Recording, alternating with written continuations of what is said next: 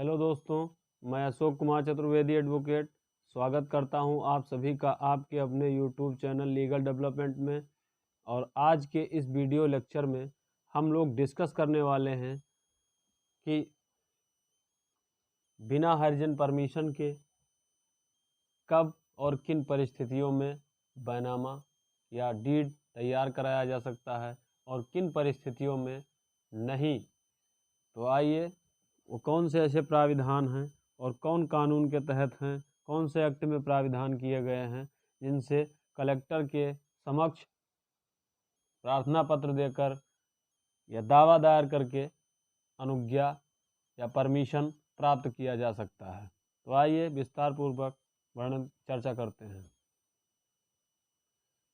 विधायी संशोधन में जो प्राविधान किया गया है वो उत्तर प्रदेश राजस्व संहिता अधिनियम की संख्या 4 2016 द्वारा मूल धारा 98 के स्थान पर नई धारा 98 प्रतिस्थापित कर दी गई है।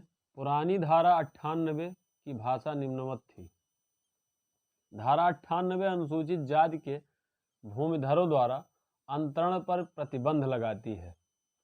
यह पहले 198 में हुआ करती थी और अब सेक्शन 98 में इसको प्राविधानित किया गया है।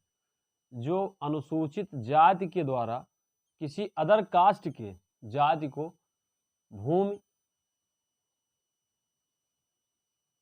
भूमि को बैनामा करने या दान करने या विक्रय करने या पट्टा करने के उपयोग या पर्पज को प्रतिबंध लगाती है। इस अध्याय के उपबंधों पर प्रतिकूल प्रभाव डाले बिना अनुसूचित जाति के किसी भूमिधर को उत्तर प्रदेश नगर योजना और विकास प्राधिकरण 1973 के अधीन गठित विकास प्राधिकरणों की सीमाओं के बाहर स्थित किसी भूमि को विक्रय, दान, बंधक या पट्टेदारी के द्वारा अनुसूचित जाति से भिन्न किसी व्यक्ति को सिवाय कलेक्टर के लिखित पूर्व अनुज्ञा के अंतरण करने का अधिकार होगा। अर्थात कोई भी ऐसा व्यक्ति जो अपने ही कास्ट के, अपने ही समुदाय के, अपने ही जाति के व्यक्ति में ट्रांसफर करता है प्रॉपर्टी, डीड तैयार करके या एग्रीमेंट करता है या दान करता है, पट्टा करता है, विक्रय करता है, तो उसको अनुमति की आवश्यकता नहीं होती है।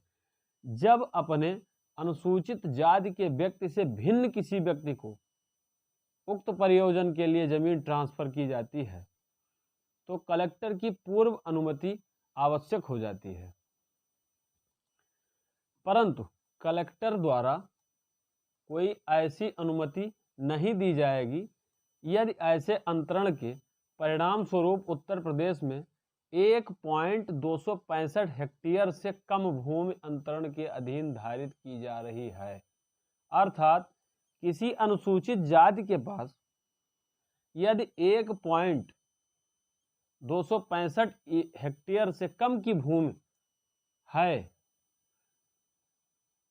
तो उसे उक्त भूमि की अनुमति नहीं दी जाएगी कि वह किसी अदर कास्ट को जमीन विक्रय कर सके या पट्टा दे सके, दान कर सके। आगे धारा 98 की व्यापकता।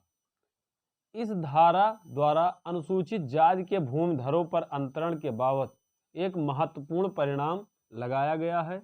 यह धारा स्पष्ट रूप से घोषित करता है कि अनुसूचित जाति का कोई भूमिधर, नंबर 2, अनुसूचित जाति से भिन्न किसी व्यक्ति को,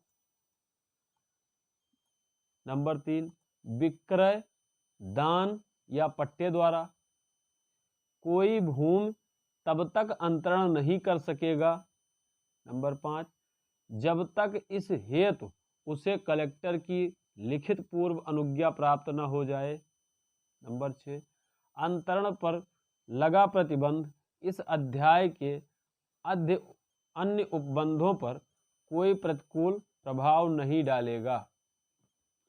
अर्थात अनुसूचित जाति का कोई भूमिधर अनुसूचित जाति से भिन्न किसी व्यक्ति को विक्रय, दान, बंधक या पट्टे द्वारा कोई भूमि अंतरण या ट्रांसफर नहीं करेगा, तब तक नहीं करेगा जब तक कलेक्टर की पूर्व लिखित अनुज्ञा प्राप्त न हो जाए और अंतरण पर लगा प्रतिबंध इस अध्याय के बंधों के अधीन जब तक हट नहीं जाता है, तब तक किसी भी प्रकार का कोई ट्रांसफर अनुसूचित जाति से किसी भिन्न व्यक्ति को ट्रांसफर नहीं किया जाएगा।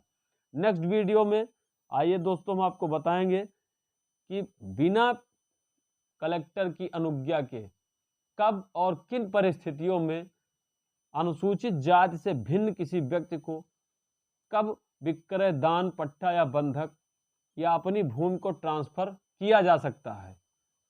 इस वीडियो में इतना ही।